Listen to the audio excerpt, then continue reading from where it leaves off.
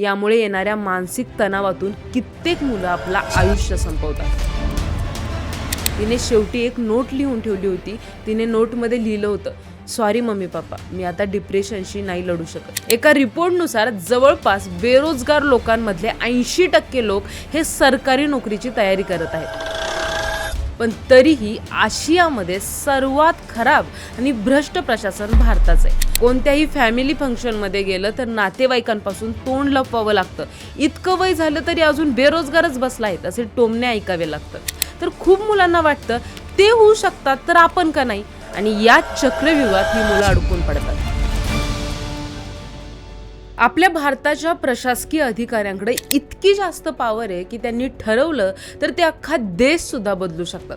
पण तरीही आशियामध्ये सर्वात खराब आणि भ्रष्ट प्रशासन भारताचं आहे. Political and economical risk consultancy या कंपनीने एक रिपोर्ट सादर केला होता, ज्यामध्ये भारताला 10 पैकी 9.2 गुण मिळाले होते. म्हणजे हे सर्वात खराब गुण आहेत. यावरूनच तुम्हाला समजलं असेल की भारताच्या प्रशासनाचा स्तर किती खालावलेला आहे. तरीही आपल्या भारतात सरकारी नोकरीचा इतका बाऊ केला जातो की जवळपास UPSC क्लिअर करणाऱ्या मुलांमध्ये सर्वात जास्त मुलं ही इंजिनिअरिंग आणि मेडिकल बॅकग्राऊंडची आहेत. पण इथं प्रश्न असा आहे की एवढे भ्रष्ट अधिकारी असूनही UPSC साठी मुलं इतकी पागल काय आहेत, हेच आपण जाणून घेऊया या व्हिडिओच्या माध्यमातून. त्याआधी चॅनलला सबस्क्राईब करा आणि व्हिडिओ शेवटपर्यंत नक्की बघा. दरवर्षी 13 लाख मुलं UPSC साठी फॉर्म भरतात. त्यातून जवळपास फक्त 1000 मुलंच सिलेक्ट होतात. आणि UPSC करणाऱ्या प्रत्येक मुलाला IASच बनायचं असतं. आणि IASच्या सीट्स किती असतात? फक्त 180. म्हणजे एका मुलाचे IAS बनण्याचे चान्सेस फक्त 0.02% आहेत. तरीही तरुणांचं आकर्षण या परीक्षेसाठी वाढतच चाललंय. याची कित्येक कारणं आहेत. यातलं पहिलं कारण हे आहे की लोकांचा या नोकरीकडे बघण्याचा दृष्टिकोन. सरकारी नोकरीला समाज, पालक आणि अगदी परीक्षा देणाऱ्या विद्यार्थ्यांनी सुद्धा खूप मोठं समजून ठेवलंय. कित्येक पालकांना असं वाटतं की आपला मुलगा एकदा अधिकारी बनला तर आयुष्यातल्या सर्व अडचणी संपून जातील फक्त एका नोकरीमुळे.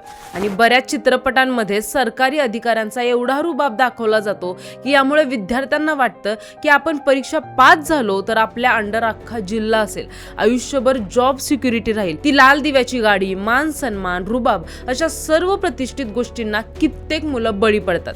तसंच आपण बऱ्याच वेळा बातम्यांमध्ये किंवा वर्तमानपत्रांमध्ये वाचतो की रिक्षावाल्याचा मुलगा IAS झाला, सफाईवाल्याचा मुलगा IPS झाला. तर खूप मुलांना वाटतं ते होऊ शकतात तर आपण का नाही, आणि या चक्रव्यूहात ही मुलं अडकून पडतात. आणि इथूनच सुरू होतो त्यांचा UPSCचा प्रवास. यातली जास्तीत जास्त मुलं तयारीसाठी पुणे, मुंबई किंवा दिल्लीला जातात, कारण तिथं UPSCचं वातावरण आणि कोचिंग सेंटर असतात. पण दिल्ली किंवा पुण्यासारखी ठिकाणं एका मिडल क्लास विद्यार्थ्यासाठी अजिबात परवडणारी नाहीत. कारण घराचं भाडं जवळपास 5-6 हजार, कोचिंग फीज लाखोंमध्ये, टेस्ट सिरीज, पुस्तकांचा खर्च, खाण्यापिण्याचा खर्च, या सर्वांचा पकडून एका मुलाचा महिन्याचा खर्च येतो जवळपास 15,000. आणि तरीही UPSCची एक्झाम क्लिअर झाली नाही तर मुलांवर मानसिक तणाव वाढू लागतो. श्रीमंत बॅकग्राऊंड मधून येणाऱ्या मुलांचा खर्च तर निघून जातो, पण जी मुलं मिडल क्लास किंवा गरीब कुटुंबातून येतात त्यांच्यावर मेंटल प्रेशर खूप जास्त वाढतं. घरचे सुद्धा मुलाकडून आस लावून बसलेले असतात की मुलगा एक ना एक दिवस परीक्षा क्लिअर करेल. आणि याच आशेच्या जोरावर मुलगा सुद्धा अभ्यास चालूच ठेवतो. पण हळूहळू सगळे अटेम्प्ट संपू लागतात, वय वाढू लागतं, पैसा संपू लागतो आणि UPSCची परीक्षा सुद्धा पास होत नाही. यामुळे येणाऱ्या मानसिक तणावातून कित्येक मुलं आपलं आयुष्य संपवतात. असंच दिल्लीतल्या राजेंद्र नगरमध्ये 23 वर्षाच्या अंजलीनं आपलं आयुष्य संपवलं. त्यावेळी तिचा 3रा प्रयत्न होता. ती एक्झाम क्लिअर करू शकली नव्हती. तिने शेवटी एक नोट लिहून ठेवली होती. तिने नोटमध्ये लिहिलं होतं, सॉरी मम्मी पप्पा, मी आता डिप्रेशनशी नाही लढू शकत. इथल्या हॉस्टेलचं भाडं खूप जास्त आहे. इथं उघडपणे लूट सुरू आहे. आणि तिनं आपलं आयुष्य संपवलं. ही कहाणी फक्त अंजलीची नाहीये, अशी कित्येक मुलं आहेत जी याच डिप्रेशन मधून जात आहेत. या डिप्रेशनची ही अनेक कारणं आहेत. त्यातलं पहिलं कारण आहे कोचिंग इन्स्टिट्यूट. कोचिंग इन्स्टिट्यूट मुलांना मूर्ख बनवतात. UPSCची तयारी करण्यासाठी रियालिटी पासून लांब ठेवतात आणि फक्त मोटिवेटच करत राहतात. मुलांचे 4 प्रयत्न झाल्यानंतरही त्यांना म्हणतात पुढचा अटेम्प्ट जोशात द्या, मग लाल दिव्याच्या गाडीत फिराल आणि रुबाबात जगाल. आणि या कोचिंग इन्स्टिट्यूटचं एक वाक्य तर खूप फेमस आहे, जर पास नाहीत झाला तर आयुष्यात एक चांगला माणूस बनाल. सांगा काय करणार आहे अशा चांगल्या माणसाचं ज्याच्याकडे कुठली नोकरीच नाहीये. आणि याच कोचिंग इंडस्ट्रीमधून सरकारला 2024 मध्ये 5,517 कोटींचा टॅक्स मिळाला होता. कदाचित याच कारणांमुळे या कोचिंग इन्स्टिट्यूटवर सरकारचे कोणतेच निर्बंध नाहीत आणि सरकारलाही मुलांच्या भविष्याचं काही देणं घेणं नाहीये. सरकार स्वतः मुलांचं भविष्य खराब होऊ नये म्हणून काहीच करत नाही. ना UPSCचे अटेम्प्ट कमी करते, ना वयोमर्यादा कमी करते, उलट वाढवतच चाललंय. कारण सगळ्या तरुणांनी सरकारी नोकरीच्या तयारीला जुंपून दिलं तर बेरोजगारीवर आंदोलन करण्यासाठी कोणच उरणार नाही. एका रिपोर्टनुसार जवळपास बेरोजगार लोकांमधले 80% लोक हे सरकारी नोकरीची तयारी करत आहेत.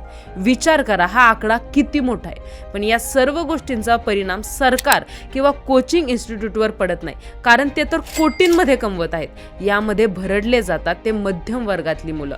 UPSC मध्ये सिलेक्ट झालेल्या मुलांमध्ये खूप जण आपल्या भाषणांमध्ये तर मोटिवेटच करत असतात आणि तयारी करणारी मुलं याच मोटिवेशनची शिकार बनतात आणि स्वतःची IITच्या मुलांशी तुलना करतात की जर त्यांचं झालं तर माझं का नाही होऊ शकत. पण एक गोष्ट इथं समजून घेणं खूप गरजेचं आहे की तुम्ही बाहेरून कितीही मोटिवेशन घ्या, प्रेरणा घ्या, तुम्ही शाळा कॉलेजमध्ये किती हुशार होतात, कॉलेजमध्ये किती गुण मिळवत होतात, या सर्व गोष्टी इथं मॅटर करतात. कारण यावरून हे समजतं की तुम्ही अभ्यासात कसे होतात. जर तुम्ही साधारण होता तर खूपच कमी चान्सेस आहेत की तुम्ही UPSCची परीक्षा पास होऊ शकता. आता मुलं कसं तरी 2-3 प्रयत्नानंतर UPSC सोडण्याचा विचार करू लागतात. तेव्हाच 12th फेल सारखी मूवी येते. मग बऱ्याच मुलांना वाटतं की मनोज शर्माने केलं तर आपण पण करू शकतो. पण अशी उदाहरणं लाखात एक बघायला मिळतात. यामध्ये मुलांची वय 30च्या घरात पोहोचतात. कॉन्फिडन्स पूर्णपणे संपलेला असतो. जिद्द किंवा चिकाटी या शब्दांवरून विश्वासच उडालेला असतो. तरीही जर ते विचार करू लागले की दुसरी एखादी नोकरी करूया तर त्यांना कॉलेजमधून पास आउट होऊन जवळपास 10 वर्ष झालेली असतात.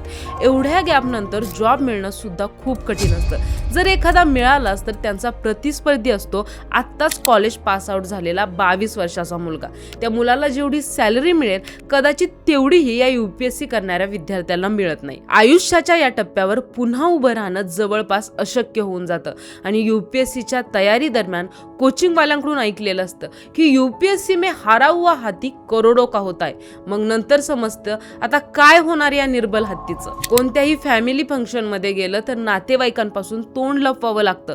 इतकं वय झालं तरी अजून बेरोजगारच बसलायत असे टोमणे ऐकावे लागतात. हे स्पर्धा परीक्षांचं वास्तव मुलांना लहान वयात समजत नाही.